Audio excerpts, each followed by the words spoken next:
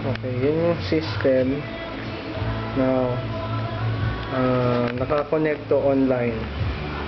And then, ito yung RFID na card, which ipiprintan.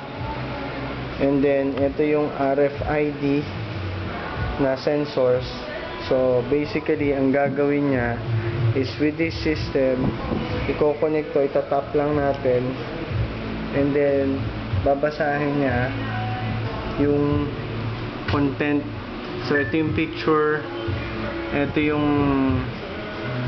notice, and babalik tayo dyan. As you can see, nag-text yung na-receive na nung phone kagad. So, ulitin ko, na-receive, pag nag-tap siya, mag-good yun. And then eventually after a few seconds yan. So mas ma-receive niya na yung from the Barangay Pinoy. So yun yung system natin. This is connected to Barangay Pinoy server installed sa bahay ko.